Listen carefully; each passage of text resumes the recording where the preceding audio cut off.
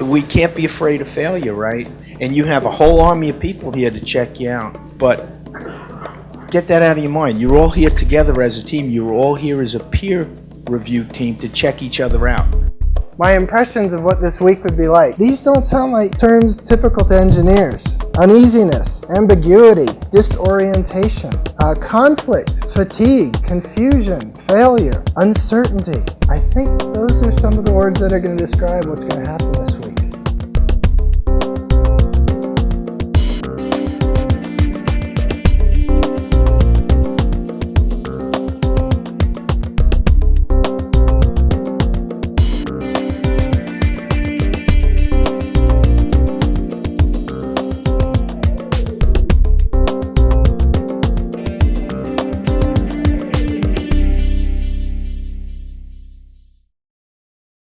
One thing we need to do is to learn from our failures, and to do that we have to be open about it. We have to admit our mistakes in different programs, and this is not only NASA struggles with this, but lots of companies do. But I think that's the only way you really learn. How many of you here are familiar with yoga? Ha ha ha! Specifically, laughter yoga. Hee hee hee! A craze that's sweeping the nation. What?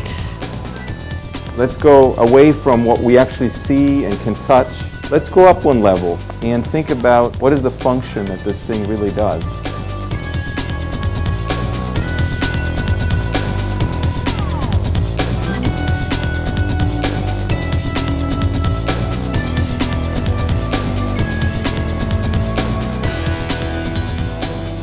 I am a complete proponent of, work the problem, go through the failures, learn what you can learn. I mean, I tell my kids all the time, don't worry about making mistakes. They always say, oh, Daddy, I don't want to make a mistake. I say, don't worry about making a mistake. Don't make it twice, but don't worry about making a mistake.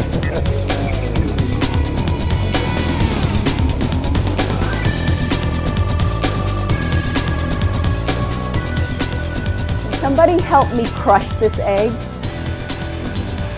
Can somebody, I really need some help. I need some help. Crush this egg.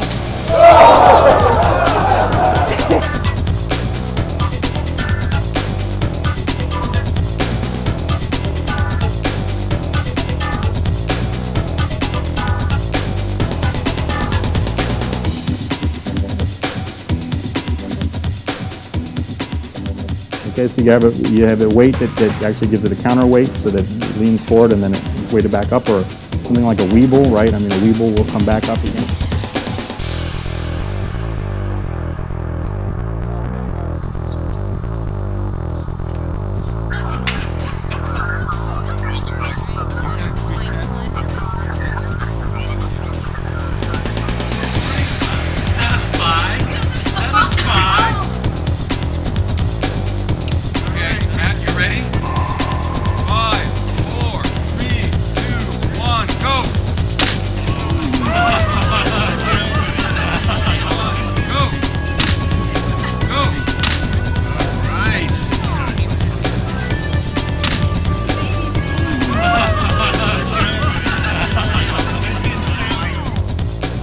We're going to be getting you to really work these next couple of days.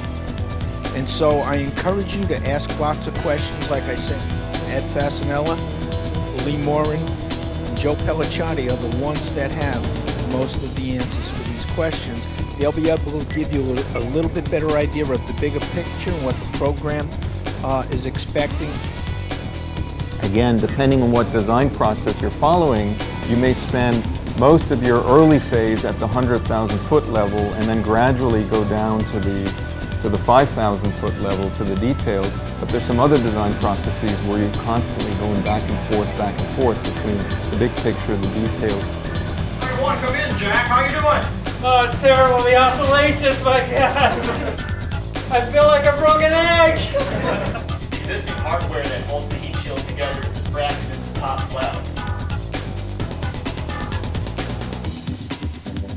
And we have a spring, so there's no damping involved. When you see this, it's going to be pretty violent. We want to look at the problem description as we saw it. We want to land the crew safely in a contingency landing condition. In the current design, I believe they're already up and they're stroking back. The idea here is that you actually retract them down first. This is what we ended up making. Astronaut is taped to the seat structure. If the airbag seat did deflate the whole way, that we wouldn't be immediately pinning our crew up against a hard surface.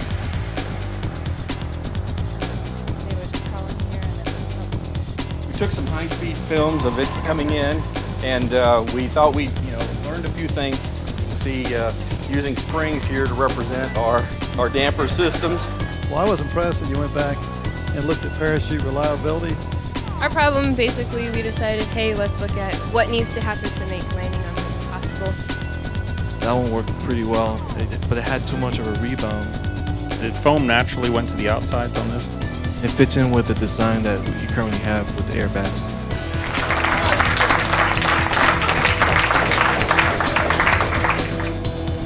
I was totally blown away by some of the concepts and the depth of analysis that you guys put into it to make sure that, hey, it passes not only the giggle test, but you've done some real experiments with some of these to correlate with your analysis. That was impressive. We did this in a week, and that was just phenomenal. And so what I'm telling you is a lot of the ideas we saw here today were impressive to people like Joe Pellicciati that are working this problem with the program, have never seen some of these ideas. We saw that aha moment where other people that had been working this for a fairly long time went, whoa, that's impressive.